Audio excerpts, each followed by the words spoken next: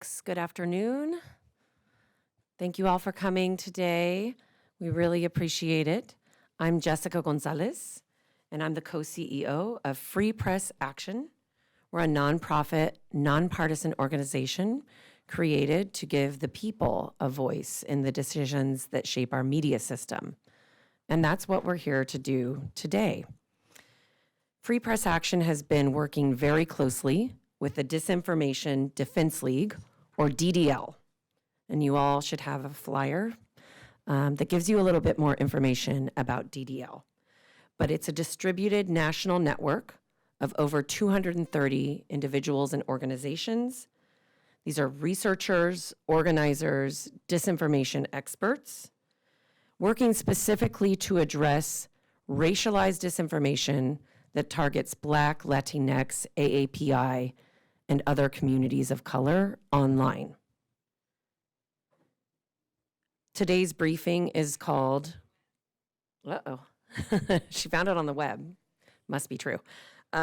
Today's briefing is a roadmap for digital civil rights.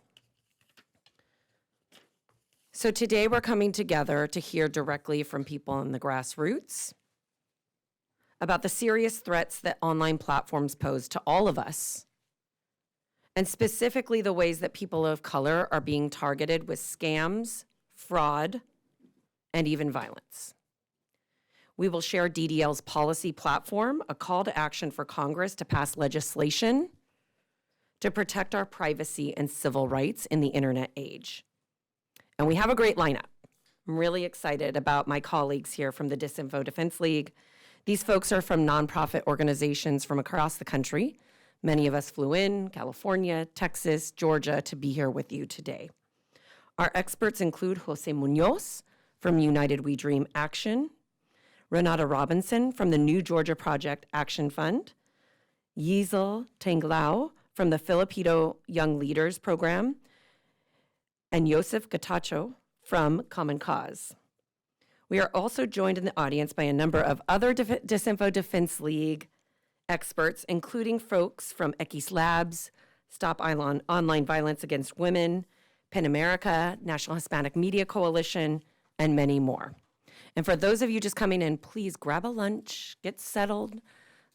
It's not official till the senator welcomes you, so please make yourselves comfortable. Speaking of the senator, we're extremely pleased to be hosted by two incredible sponsors today. They both have a long track record of ensuring that the voices of people of color are heard in the halls of Congress. We'll hear first from Senator Lujan, then we'll go to our panel of experts, and then we'll have about 10 or 15 minutes for Q&A, and then Congresswoman Clark will close us. With that, I'd like to introduce Senator Lujan from New Mexico. Senator Lujan is chair of the Commerce Subcommittee on Communications, Media, and Broadband that oversees our communications networks. He's been a great partner and a champion of holding online companies accountable. Thank you for being with us today, Senator. Well, thank you, Jessica, for your leadership and everything you do every day. I've had the honor of inviting Jessica, and I think the country continues to learn from her with her expertise, whether it's a witness at a commerce hearing, the work that she does with encouraging conversations like this, or involving and troubleshooting a team of experts on the various rulemakings throughout America. So thank you for what you do and all of your expertise as well. And to all the members of the panel, thank you for being here, for being willing to come and share thoughts and ideas and ways to make things better. You committed your careers to that. I also want to commend the diversity of the panel as well. It's good to see. We need to do more of that around Capitol Hill, across America. So thanks for doing that, Jessica. Look, there's not enough I can say about Congresswoman Yvette Clarke. I hope you get a chance to hear from her. She's been a great friend and a great partner who I had the honor of working with as a member of the House Energy and Commerce Committee as well. And it's an honor to be able to work with her again today. So to her staff and team that are here, I want to commend you and the work that you're doing. Look, the challenge here, as we all know, I don't have to explain this to you. You know what's at risk. You know what's been happening. You know how untrustworthy information, unreliable information can take off in a matter of seconds. And it's not that it's in the ethos, it's the damage that it's doing. And for me, and some of the work that I've done, especially in non-English language, and don't mistake me when I say non-English language, it's bad in English. It's worse in non-English languages, namely Spanish. I've not seen a company that cares about doing a darn thing about it. And now I'm going off script. I'm going to get myself in trouble. About to get good. I'm very, very concerned by what we're seeing. And look, I had the honor of having some responsibilities as a member of the U.S. House of Representatives, as chair of the Democratic Congressional Campaign Committee. And I saw firsthand the harms that people were exposed to when foreign countries were infiltrating, hacking, and taking advantage of vulnerabilities that exist in our system, many of which are because we don't practice our own online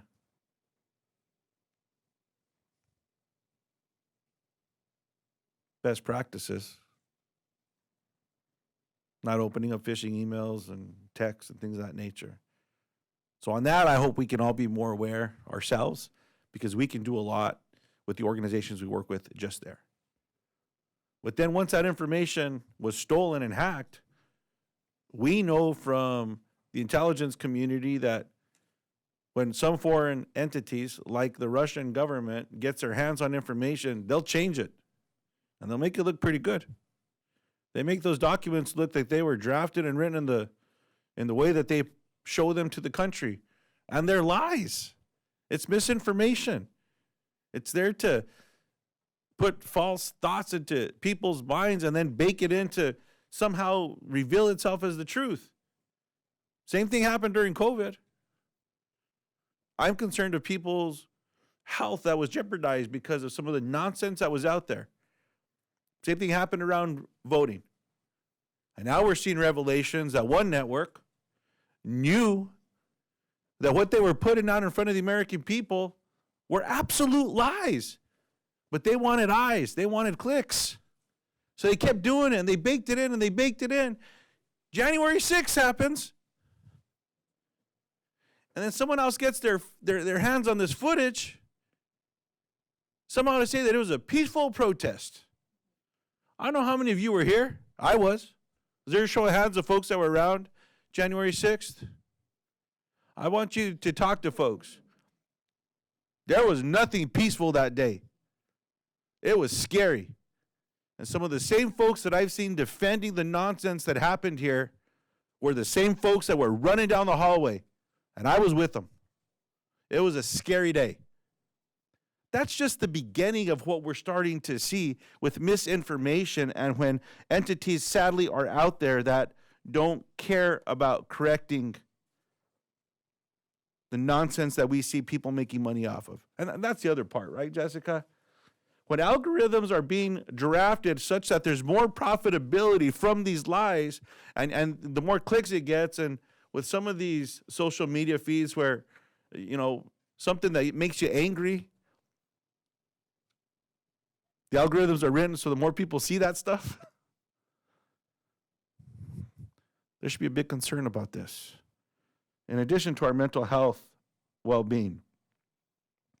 In the early days of its invasion of Ukraine, Russia launched a deliberate effort to spread disinformation across the United States to erode support for Ukraine. Y'all seen any reports about folks that say that there shouldn't be help to people in Ukraine? I've seen it in the halls of Congress now. That's where it started. This is dangerous. So back home, we saw how a lot of this misinformation led to an individual that ran for public office, organized some people to go shoot up houses of elected officials. That's just one story in New Mexico. This is very concerning. And again, I can't thank you enough for bringing attention so that we can all collectively hold companies accountable. There's more conversations around YouTube and Meta and WhatsApp and TikTok right now. That's just the beginning. More work must be done here.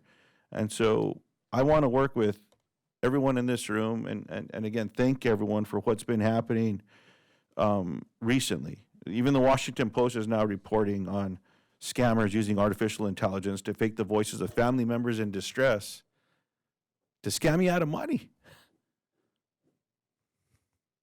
That's terrifying. Think about our parents or our grandparents getting a call like that and then purporting to be one of us. This is not right. Concerns with advances in AI as well are only adding to this. So I commit to using my time in the Senate, namely as the chair of the subcommittee, to work in conjunction to make this better, to hold folks accountable. And look, in the end, the very least that can be happening from social media companies until there's rule changes, they all know what they're doing. They know loopholes that are being created. They know the code that is causing or spreading this information. Choose to stop. Choose to be part of the solution. If we can encourage that and embrace that, things will get better. If they don't, we hold them accountable. And we're going to push together so that voices are heard. So thank you all. Sorry for going over my time, Jessica. Just appreciate what everyone's doing. Thank you very much.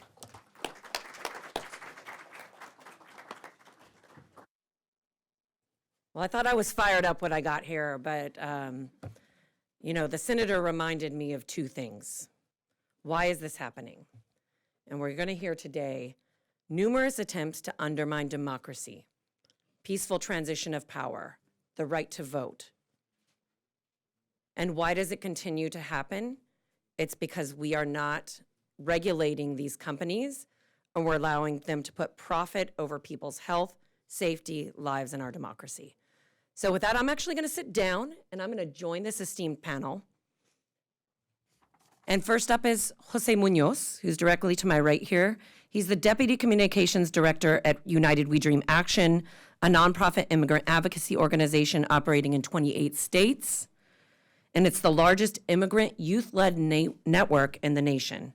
So Jose, tell us about how targeted disinformation is impacting immigrants and youth. Thank you so much. Thank you so much, Jessica, and super excited to be on this panel with all these amazing folks and the folks at DDL. Like you mentioned, my name is Jose Munoz. I serve as the Deputy Communications Director at United We Dream Action. When I think a lot about the topic that we're talking about today, I think about how, since our inception, United We Dream has really been a leader in pushing back against lies, conspiracy theories, and disinformation that harms immigrants and people of color.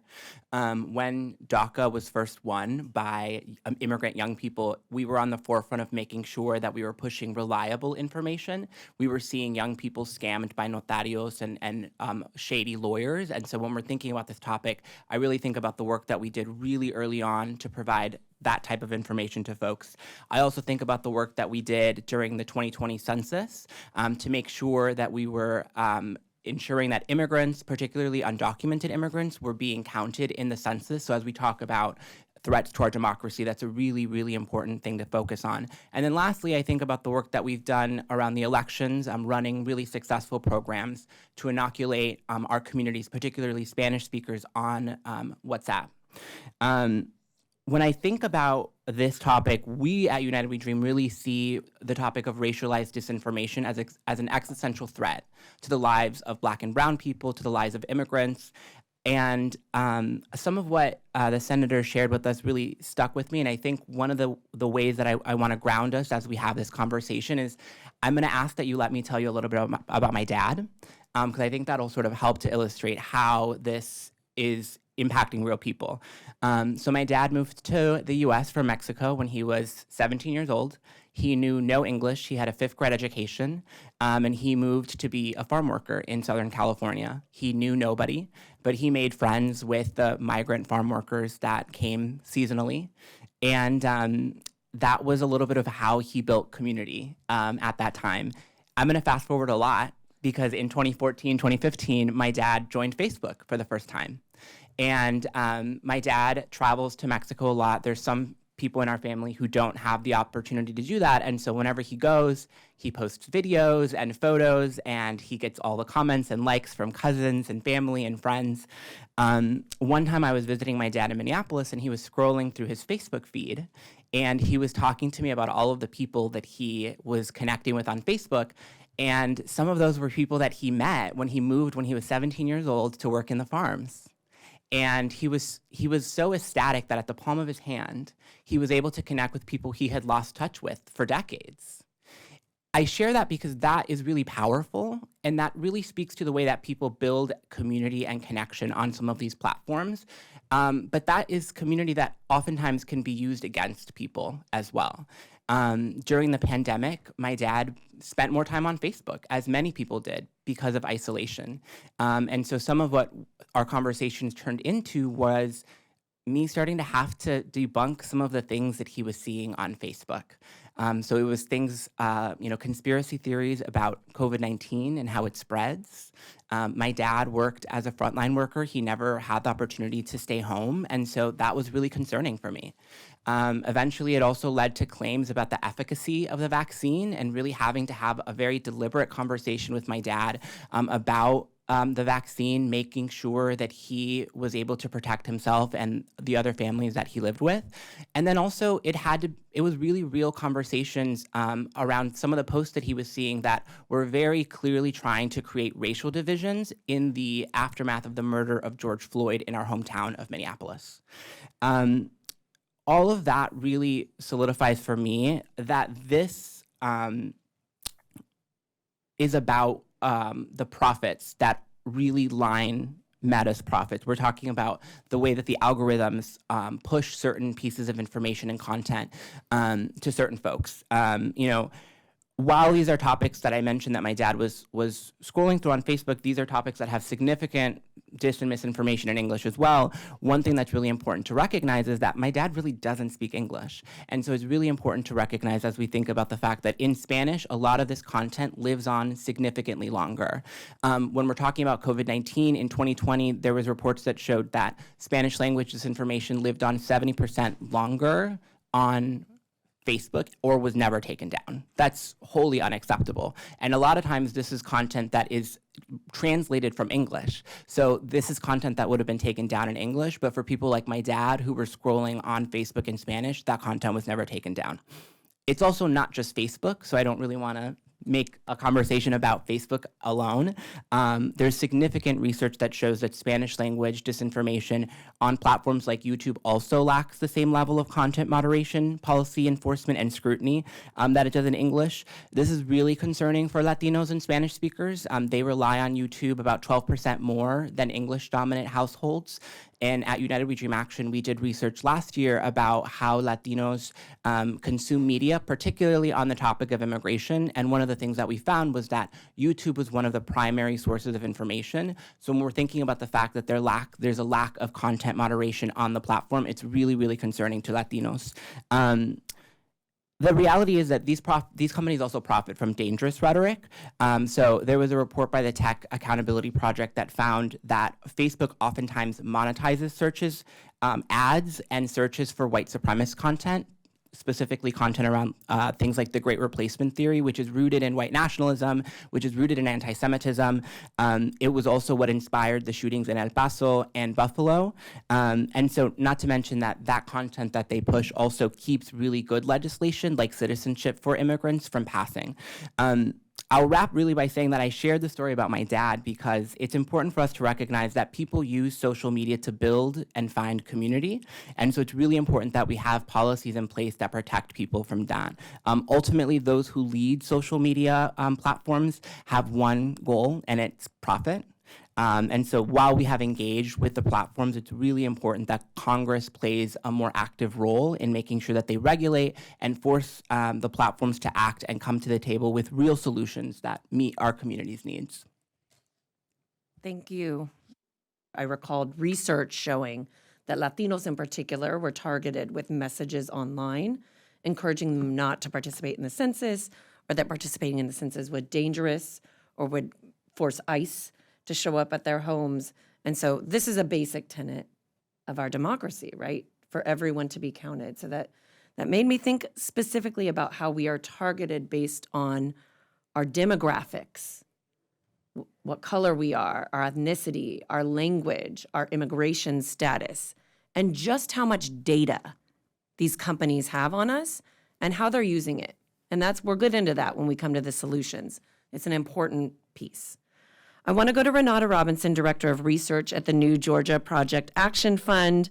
They are building power with and increasing the civic participation of the New Georgia majority, Black, Latinx, AAPI, and young Georgians, and other historically marginalized communities through nonpartisan voter registration, organizing, and advocacy on the issues important to our communities.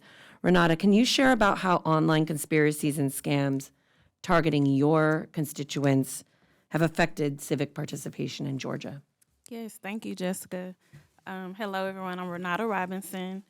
I work for the New Georgia Project Action Fund, and as Jessica said, our main constituents are young Georgians and Georgians of color, particularly Black Georgians. So, Senator Lujan spoke of AI scams, and it immediately made me think of Twitter. I'm sure everyone in here has heard of blackfishing, right? Where people create accounts and they try to purport that they are Black in order to influence the culture. And so, like as he was talking, I was thinking of all these different scams that we monitor every day. But I want to uplift just a couple that you might not hear regularly. So a different trend that we've been seeing over the last couple of years is coming from within the community. No doubt influenced by bad actors outside of the community, but more and more Black influencers are peddling mis and disinformation. And it's primarily to create a sense of apathy. And so New Georgia Project Action Fund is like committed to engaging our young people and our people of color to make sure that they know that they can exercise their right to vote and other ways of civic engagement. They push messages like the establishment has done nothing for you. Democrats have done nothing for you. And we know that's patently false, right? Like, are Democrats doing everything that everybody wants? Maybe not. But have they done nothing? No. And so what this does is it taps into this sense of cynicism and existing apathy, and it creates a situation where a person looking at it goes, you know what? That's true. And so they either don't vote for a Democrat, regardless of, regardless of issues, values, any of those things, or they just don't vote at all. And in a place like Georgia, where elections are won on the margin, every single vote counts. And we want people to want to speak up and vote the way that they would want to. So the tricky thing is that a lot of times this looks and feels like Black activists speaking up and telling people, fighting for what they believe in. But I really, really want to emphasize today how dangerous this is, not just to the Black community, but also to democracy itself. Also, the argument that Democrats have done nothing for Black folks is false, but it also sows division within the Black community, and it opens the door for right, R-I-G-H-T, right, wing bad actors to piggyback on their messaging, and then they point to the so-called credible actors in the Black community to lend credence to it. Another trend that we saw, particularly in 2022, was that a lot of candidates were misrepresenting their accomplishments on both sides. So either blatantly taking credit for things that they did not do, or not talking enough about the things that they did do. So, for instance, our governor initially criticized President Biden's American Rescue Plan, but then during his re-election campaign last year, He touted the millions of dollars that had been invested in our communities, but never brought up the fact that those dollars were allocated from the American Rescue Plan. And so it creates a dynamic where voters are not really getting the whole picture, and we can't rely on New Georgia Project being in every single place to paint that picture for them. On the other side, we had Stacey Abrams, who was just beat up in press about what she was not doing for Black voters, which also was not true. But it puts an organization like New Georgia Project Action Fund, which is nonpartisan, in a very peculiar situation because, yes, we combat disinformation, but also we have to be very careful to not appear to be campaigning for a candidate, even when the narrative that is out there is false. So what do we do about this? So first of all, New Georgia Project Action Fund, I'm proud to say, is one of the only organizations in Georgia. We may be the only organization in Georgia that regularly polls and surveys and does research about Black Georgians. And so we're able to really figure out what messaging we need to put out there that actually works, what captures people's attention. And then also, I've done a lot of research around what motivates Black voters. And what we know is voting for Democrats, voting for other, even Black candidates are not what motivates them. What motivates them is, as Janet Jackson said, what have you done for me lately? So if we can connect the dots, it's much easier for us to then mobilize people to say, here's what has happened and here's what is possible. Now go out and vote for the things that you want to make happen. But it's our job to correct the record for Black Georgia voters and let them know the facts. The other thing that I do want to bring up is that we have, so number one, we have 2 research associates dedicated to monitoring and pushing back against mis and disinformation. We have a robust policy shop, and my department works with that department to make sure that we're fact-checking and getting the policies in front of people. We also have 2 Disinfo research associates that monitor threats online. One of the things that we really have had to do since 2020 is pay attention to the violent sites like 4chan, Telegraph, Truth Social, et cetera, to really know what people are either planning or pretending to plan, because that's another form of disinformation that affects our voters at the polls. If people think that they are at risk of experiencing violence when they get to the poll, of course they're going to consider staying home.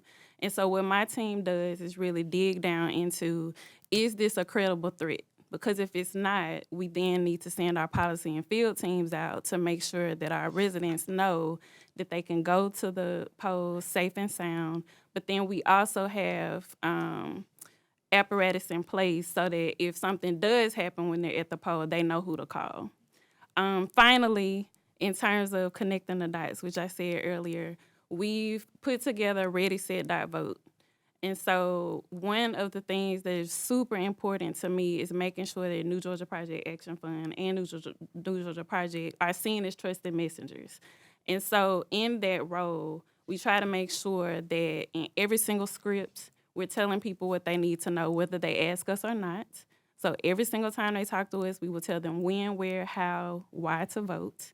But then also they can go to this website, put their address in, their sample ballot comes up, they can see what their office does. They can also see the positions for each candidate. And so they don't have to rely on what they're seeing or hearing through the grapevine. They have a place to go to see the actual facts about each candidate so they can vote the way that aligns with their values.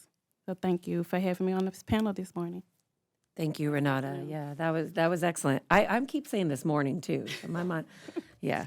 Thank you so much. And when you were talking about, it's not just that communities are being targeted with disinformation. There's not enough journalism actually holding candidates accountable for lies. And so that is also part of the DDL policy platform that Yosef will preview in a few minutes. But before I go to Yosef, I want to go to Lisel Tanglao president of the Filipino Young Leaders Program, which expands the pipeline of Filipino young leaders in the diaspora and supports the socioeconomic progress of the global Filipino community. She is the project director of Tayo, which started out as a COVID-19 virtual help desk for Filipino Americans and is now pivoting to be an innovative data hub. Lizelle, can you shed light on how public health misinformation online is impacting your community? Thank you, Jessica, Free Press Action, and the Disinfo Defense League, Senator Lujan, and Congressman Clark for the invitation to speak before you today. Like Jessica said, my name is Lizelle Tanglao, and I am the president of the Filipino Young Leaders Program, also known as FilPro, and I'm also the co-founder and director of its Tayo project. Together, these initiatives work to foster innovation and spark collaborative, multinational relationships in the global Filipino diaspora. In addition, I've spent the last 20 years telling stories as a multimedia journalist in Southern California, New York, and now in Dallas, Texas. During this time, I've worked at some of the biggest news orgs, such as ABC, CNN, HuffPost, and the Associated Press.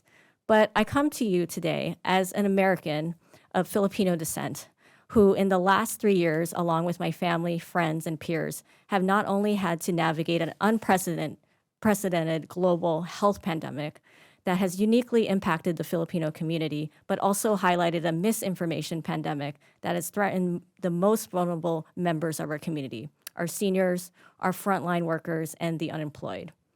As the third largest Asian Pacific American ethnic group in the US, that's more than 4.2 million strong, the footprint of the Filipino diaspora is undeniable.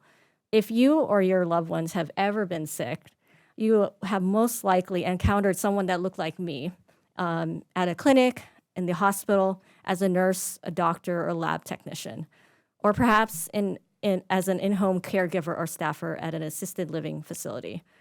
Despite serving on the front lines of America's healthcare infrastructure, this omnipresent group is rarely ever seen or heard in the mainstream media coverage, much less included in conversations around digital civil rights. Although the pandemic has triggered some belated recognition of the heroic efforts of our nation's healthcare frontliners, these workers are bearing the heaviest brunt of COVID-19. They did not have the privilege of staying home to put food on the table or spending every day placing their own lives for caring for the sickest patients while their own families were grappling with the isolating impacts of this pandemic. A September 2020 report by the National Nurses United found that while Filipino Americans represented 4% of registered nurses in the U.S., they accounted for almost a third of COVID-19 related nursing deaths at the time. And while these horrors were documented most vividly in COVID epicenters like New York City, Filipino nurses have for decades been vital stopgaps for labor shortages, not just in densely populated urban locales, but countless rural communities as well. So I bring this up to highlight the story of how we, a multidisciplinary, volunteer-led, community-based organization, which up until the pandemic was really only centered on an annual one-week immersion trip, had to quickly pivot and make up for the lack of culturally tailored information about COVID-19 within our community. As young, high-performing leaders representing different industries from law, technology, medicine, and the news media, we started asking the question that no one else was asking: who was caring for those taking care of everyone else? As the world began shutting down in the spring of 2020, FilPro's members were witnessing another disturbing crisis: the proliferation of public health misinformation in our family, community networks, as well as content promoting ineffective treatments based on dubious folk remedies, attempts to peddle pseudo-scientific cures or materials that mix trustworthy information and factually incorrect claims. So in turn, misinfo was minimizing the seriousness of COVID and later on the efficacy and safety of vaccines, and which divided traditionally close-knit families and concerned relatives, facing an uphill battle in persuading their loved ones to take measures designed to keep us all safe, particularly our elders who were at the highest risks of severe COVID outcomes. So while we were all struggling to stay connected when we couldn't physically be together, we were call to proactively confront these narratives by identifying what specific questions and concerns were regarding COVID our community were looking for answers to. So our COVID-19 response team took the step of launching the Tayo Help Desk in October of 2020, funded by an innovation grant by the Booz Allen Foundation. And since then, this virtual platform has published more than 500 explainers covering a wide range of topics related to the pandemic, ranging from basic science of COVID to accessing resources like small business loans, social services, and travel advisories. But most importantly, this content is available in both English and in Filipino, having developed and reviewed by a panel of subject matter experts drawn from Philpro's leadership program alumni and people that have come and deeply understand the community that we serve. And since launching this virtual help desk, we've gone on to produce several interactive webinars to further explain the evolving situation of COVID-19 using fun and accessible references to Filipino culture stones like food and traditional social activities. We also did a multimedia campaign using bilingual PSAs and youth-oriented dance videos that were funded by the Department of Health and Human Services. And we've also piloted a hotline replicating the website's offerings for the community, for the least tech-savvy members of our community, and also conducted in-person vaccine clinics. And as we continue to map ways in which our communities have been under-resourced, Tayo has expanded its public health research and community collection efforts to make up for the gaps that have long predated COVID, to which we have strived to narrow in the years to come. So I say this to emphasize that, misinformation is difficult to dislodge because it resonates emotionally with people's profound hopes and fears, thus limiting the effectiveness of reactive interventions like fact-checking, if only relied upon in isolation. Because Tayo's platform was equipped to collect user feedback from day one, we were able to get ahead of this curve when it came to certain issues like vaccine hesitancy. And knowing that the community was already concerned about the safety of the efficacy of the COVID-19 vaccines before they even hit the market, we were able to provide trustworthy information in a timely and culturally competent manner. So when the highest risk individuals like seniors became eligible to be immunized, I filmed myself taking my mom and aunts to get their first vaccine doses in LA, thus helping to demystify the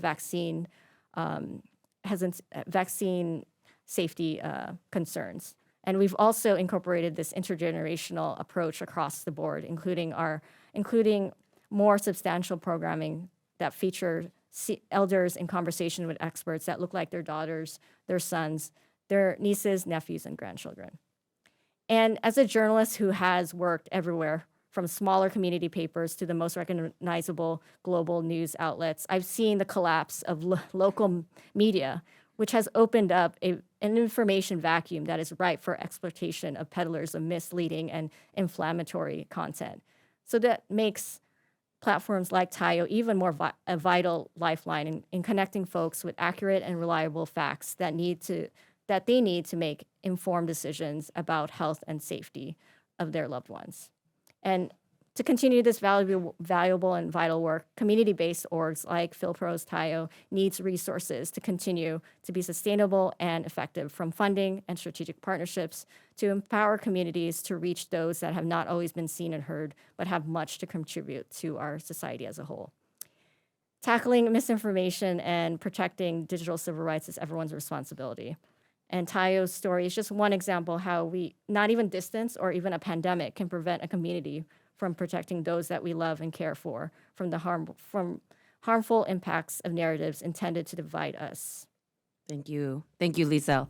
It really strikes me how powerful it is when community steps up to meet community information needs, but we're right, you can't do it without some resources. So we've really presented the problem here, and we have 15 minutes left to get to a solution, and 5 of those are for the Congresswoman. I want to turn it over to Yosef Catacho. He's with Common Cause. He's the Democracy Program Director. He's going to walk you through our policy platform. You can also access it via the sheet that we passed out here. I think there's a QR code that you can scan and get all the information. We're happy to follow up with you. But Yosef, if you can walk us through the basic tenets, I'd appreciate it. Sure. Thanks, Jessica, and thanks so much for everyone for attending today. I'm Yosef Gatacho. I'm the Media and Democracy Program Director at Common Cause. We work to ensure everyone has access to the ballot and to make sure that our democracy is fair and equitable for everyone. To Jessica's point, we're thinking hard about policy solutions that actually combat disinformation. You heard from the other panelists here how disinformation is targeting our communities, and there are real-world consequences, whether there's harms to our democracy, harms to public health. So the question is, how do we connect the dots between the actual real-world harms to policy solutions that hold these companies accountable and doesn't break our Constitution? And so one of the reasons why the DDL policy platform is really strong and really valuable is that it focuses on the business models of these platforms. It looks at the ways that our data is being used to target us with harmful content, that algorithms are being used to amplify harmful content or create discriminatory practices that lead to harmful outcomes for our communities, undermining our civil rights. Or it looks at what are the ways that we can get more journalism and local media into the ecosystem to combat disinformation. So it's a long list. I encourage you all to read it. A couple of key points I want to highlight. First and foremost is data privacy legislation. Data is really the spigot in terms of how companies, platforms, and other bad actors are using our information to target us with harmful content. These companies are collecting all types of data on us, from non-sensitive information like what we like and comment online to more sensitive information such as our health information, our location information, and they're using it to create profiles. Just a couple of examples. We saw years ago the Cambridge Analytica scandal where they harvested our data without our consent to create profiles on us. Even a few years back, we saw how the Trump campaign was sending text your vote for Hillary Clinton supporters, targeting us using our data. Going back even a couple of years after that, the Trump campaign had a deterrence list of black voters that they were using to target them in an attempt to get them to stay at home during the election. It's all based off our data. It's based off of demographic data, as Jessica mentioned, our location data, and other ways that they're targeting us. So what is one way we can actually do something about this? Privacy legislation. And we have an actual bill that was introduced last Congress called the American Data Privacy and Protection Act. I could talk about this bill all day, but I will not. Just a couple of key points I want to highlight. The bill creates a data minimization framework, which basically says, hey, company, you cannot collect our data unless you have a specific purpose or reason to use it. So off the bat, our data is no longer being collected in mass. There's rules to prevent companies from doing mass collection. Second, there's a sensitive data framework. So I mentioned our health data, our location data. These are the ways that we're being targeted. Geofencing, for example, is a way that companies can actually look where you are and then send you targeted messages or targeted ads with disinformation. It's based off location data. What this bill is basically saying is any sensitive info like location data cannot be shared with third parties without your specific consent, which is a huge difference from what we have now, which is basically notice and consent, which is not real consent. Last quick point, civil rights, non-discrimination. There's a lot of ways our data is being used to undermine our economic opportunities, whether that's withholding housing advertisements to black users online or women not getting the same employment ads on Google products that men are getting. They're based on algorithms. They're based off data-driven discrimination. What this bill basically does is say that companies cannot process data in ways that discriminate based on protected characteristics like race, national origin, religion, and sexual orientation. It's a huge difference from the status quo now, which is discrimination in mass through algorithms, through other data-driven practices. So the bill is really strong. We're hoping it gets reintroduced this Congress, and we're happy to work with all of you in terms of moving that bill to the next steps and getting across the finish line. Last couple points, transparency. If you see on the list now, transparency is just one of the ways we can get more information on how companies are proliferating not just our data, but certain products that harm our communities. We know how these companies are harming us, but we don't necessarily know what they know. And we need researchers specifically to have access to data, to do studies, to do specific types of analysis. And these companies know that researchers are doing good work, and they're closing off the ways that these researchers can access data, whether that's suspending their accounts or that's making certain tools much harder to access. So we need legislation out there that gives researchers access to data and makes these companies more transparent. There's a couple of bills out there. We've supported one called the Social Media Data Act. We're looking at others. Happy to work with you on those. Another area, journalism, you've mentioned it. We've talked about it here a bit. When it comes to local journalism, it's really one of our pillars of democracy. It's a way that you and the community, as Jose mentioned, can actually understand what's going on at your school board, what's going on in the legislature, what's going on in housing, and so forth. Unfortunately, local media is in significant decline. Why? Because their business model, which is based off advertising dollars, is drying up. That model is just no longer sustainable. So what are the ways we can actually support local journalism in a meaningful way that actually gives our communities more news and information that they can access and to debunk some of the disinformation that's out there? Well, one example which we have in the list is creating a journalism tax, which essentially taxes the platforms a certain percentage to help support journalism. It's certainly a significant solution that we think can make a difference. These platforms are making billions of dollars, and they're not really giving back to journalism in a meaningful way. There was actually a report a few days ago or a week or so ago showing how Facebook is, quote unquote, investing in journalism at the local level, but that's not really what they're doing. Last quick point I just want to mention is oversight. You in Congress and your specific offices have a lot of oversight ability over these companies through hearings, other actions, and actually working with the regulatory agencies like the FTC in doing strong enforcement capabilities. The FTC is by default our tech regulator, but they're under-resourced. They don't have significant ability to do as much as we want, so we need to make sure that we're funding them adequately. It's also supporting initiatives and rulemakings that they're doing right now when it comes to our privacy, when it comes to surveillance, and when it comes to looking at unfair and deceptive acts and practices that are being used to target our communities with disinformation. So with that, I'll stop, but I encourage you all to look at the list and happy to talk afterwards. Thank you, Yosef. And we will actually have the room for a half an hour after we stop, and we're all happy to stick around and chat with anyone. Hi, my name is Chris Rodriguez. I'm with HTTP. So one of my questions, I guess for the panel in general, is like with the absence of such legislation that you're arguing for, like what can the private sector do now? Because it seems that for them to regulate, it would be more of a good faith thing rather than being forced to regulate. So it seems that the platforms really don't have to do anything they're arguing for right now, right? I can maybe take this, if that's okay, since I do organize a coalition called the Change the Terms Coalition that is very focused on what we do in the absence of government action. That's not to say we don't need it, because we need the government to act right away, but we also need corporate responsibility from these companies. And we have a comprehensive document at changetheterms.org that lays out our expectations. It's not from this group, so I don't want to suggest that everyone here endorses that, but it's what are the responsibility of social media companies in the absence of regulation? How are they being transparent about what they're taking down? A right to appeal when content is taken down, but also some standards around what ought to be taken down. That obviously, taking down content is something that the government can't and shouldn't do, but it is something I would argue that companies have the responsibility to, not just because we, the public, like that, but because their advertisers like that.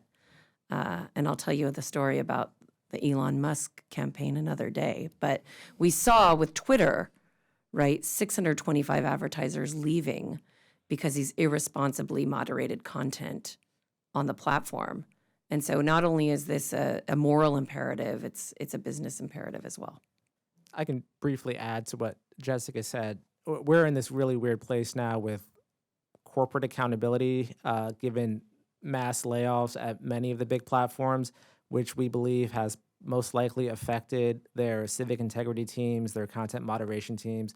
So we're in this place where it's not entirely clear what level of emphasis that these companies are giving to content moderation or combating disinformation. That being said, we put forth a number of different corporate solutions, starting with, hey, just enforce the policies you have in the books, because we know that those aren't consistently enforced, and expanding those policies, which we know that they're not going to do at this point. They're not only are they laying off folks, they're backtracking in a way where they're letting on more super spreaders of disinformation, more bad actors that are fueling hate.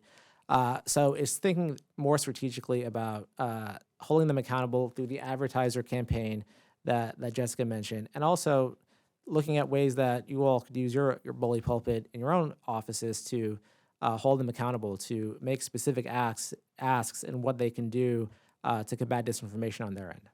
Yeah, that's right. A lot of them have policies that are pretty good on their face. If only they were enforced. Do we have any other questions? I'm still not seeing the Congresswoman. Yep, we'll bring you the mic. If you could just let us know who you are and your affiliation, please. Thank you. Hi, I'm Wilmar Escoto with Access Now, an international human rights organization. I know some of you here on the panel and some I don't. And so I guess this question is just a little bit broad. I know Joseph and Jessica, you spoke to this. So thinking about advocacy and strategy in 2023, sorry, I almost forgot the year.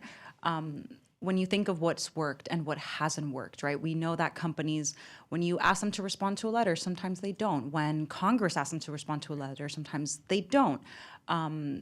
Passing a bill, sometimes, there are challenges to that. So curious about kind of what your respective organizations are thinking about, like concrete progress in 2023. I know we spoke briefly on kind of the investor advocacy and that tactic, which is something that Access Now has also we have a business and human rights team. That's something that we focus on as well, and we've really advocated for corporate responsibility, and we have like a transparency reporting index as well. So just kind of curious if that's something that you think would had the most success and could gain more success. Do you anticipate doing something like this down the line for other entities? I know that's a loaded question, but you wanted questions to fill up the time, so that's a good one. No, it's a good question. And we're in Congress today. So I would say nothing that we've done so far would work as well as Congress passing privacy legislation. It's not a silver bullet, but it is an incredibly powerful way to protect our privacy, to protect our civil rights, and to ensure that our data, our demographic, sometimes our health data, our location, is not used to harm us. We should own our data. And the Congress really needs to act. The work that is happening at the Federal Trade Commission is incredibly important, needs to be allowed to proceed, and they need to be invested in so that they can carry it forward. So we're here in Congress, so I'm going to give you the answer that I want Congress to hear, which is, but even if we weren't in Congress, I would still say the companies will do as little as they possibly can. They are not red, they are not blue, they are green. They are here to make money. They have shown us that they will violate our rights to make money. They will show us that they will they will destroy our democracy to make money. They are unaccountable and they need to be regulated. And yes, the corporate campaigns are important, but it's simply not enough. We need to be doing all those things. Yeah, the corporate campaigns really feed into legislative action. We need legislation to hold them accountable in a number of ways. Corporate actions and self-regulation can only go so far, but trying to marry the two ideas together a bit. There are some things that we did last year that worked. Some obviously didn't work. We were in a situation post-2022 midterms where there was significant disinformation in various parts of the country based on the elections. So what does this year look like when it comes to the corporate accountability side? We're still strategizing. One idea that I think Congress can actually play a role in outside of the letters and other types of oversight is helping tell the story of how disinformation spreads. We are looking and working with others in terms of helping folks understand how disinformation spreads, getting folks like Jose and others here who have shared stories about how people have been impacted by disinfo, the real world harms that have shown that people may not have been able to vote, people may not have been able to access the ballot, or they were part of some real world violence situation, election workers getting attacked. These are happening all the time. And the more we can tell these stories, the more we can tell them in an effective way that can help you all inform legislation, inform policymaking, and working the two together is really important. Great. So I just got word that the Congresswoman actually can't make it. These folks are really busy, I know, running around from vote to vote and hearing to hearing. So we're actually going to wrap, only 1 minute late today. We will be sticking around in the room if anyone wants to come up and meet these experts. Thank you for your time. Lunch, there's still more lunch in the back, so if you didn't get one already, definitely grab one on the way out. Thank you all for being here. We really do appreciate it. And thank you to the panelists.